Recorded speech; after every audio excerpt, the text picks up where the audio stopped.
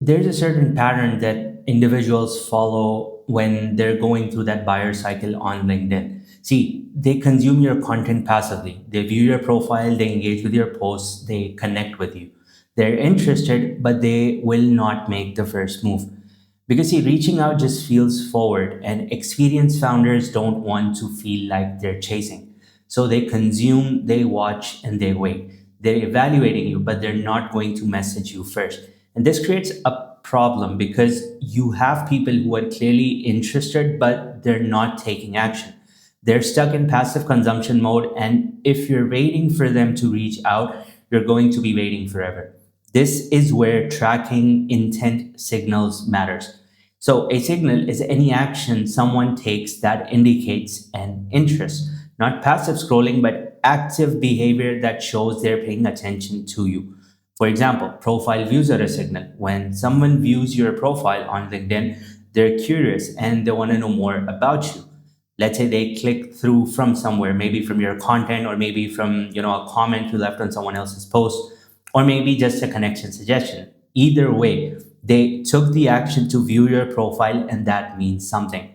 If they view it once, that's like mild interest. But if they view it multiple times, let's say over the next few days or weeks, that's a higher interest. They're checking back, they're evaluating you more seriously, and they're probably just trying to decide if they should reach out or not.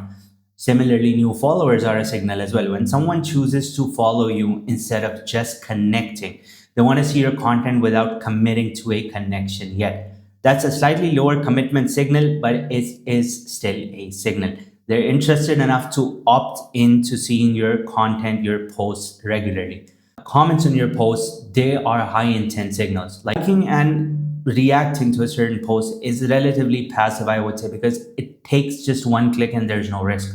Anyone can like a post and it doesn't mean that much. But commenting is active because they're putting themselves out there publicly. They're associating their name with your content and they're engaging with your ideas in a visible way. That takes effort and shows that they're not just passively consuming, they're actively thinking about what you're saying.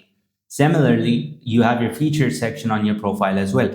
So any link clicks that are being tracked through those featured sections, that is them, your ICP taking action beyond just reading your content. They're moving from passive consumption to active exploration. Maybe it's a link to your newsletter, maybe it's like a case study, maybe it's like an assessment, or maybe just your YouTube channel. Either way, they clicked and that shows intent. Now, direct messages are an obvious signal, but that's extremely rare. People won't message you first, even if they're interested, because messaging just feels like a commitment. They're not sure what to say. They don't want to seem too eager. They're worried about, coming across wrong. So they consume passively and wait for you to make the first move. That's why tracking signals is critical because if you're waiting for people to message you, you're missing 90% of the interest that's already there. Now, here's how I track all of this for the clients I work with. I use a software called Teamfluence. And Teamfluence basically connects to your LinkedIn account and tracks all of these signals automatically and gives you the output on a single dashboard. So when I'm viewing this dashboard, it gives me a clear picture of who's showing interest without me having to manually track everything on the profile. And now we search for patterns in all of this, not isolated signals. For example, if someone views the profile once, never engages again, that's relatively not enough to act on, I would say. But maybe they were just curious, maybe they clicked by accident, maybe they checked the profile out and decided it's not relevant.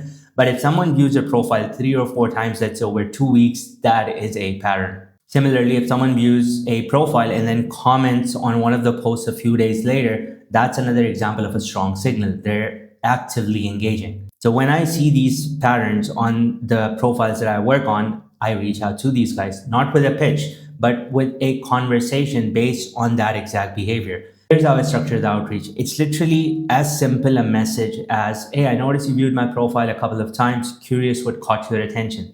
That's it. Even though it's direct, it's actually based on something they did. So it's not salesy. The interesting thing is they respond because you're acknowledging their interest without making assumptions about why they're interested. And they're not surprised with you reaching out because they put themselves out there first. So they do somewhat expect it on the back of the mind. So now the conversation, it starts naturally and it's not transactional. You're not trying to sell them something in that very first message. You're just exploring what caught their attention. That builds trust in those conversations, in those messages. And it positions you as someone who's paying close attention instead of someone who's just blasting out the same message to 100 people. Now, here's how all of this compounds over time. Every day you're posting content, and every day new people are consuming it. Some engage publicly, some consume passively, but they're all sending some form of signal. And like I said, Teamfluence, the software, it tracks all of those signals automatically, and then you start to see patterns emerge. You're reaching out to people as a result who are showing the strongest interest, and you're starting conversations based on their behavior. So those conversations, they do turn into discovery calls with a higher probability, and then those discovery calls in turn into clients for you. This entire process is driven by signals, not by guessing.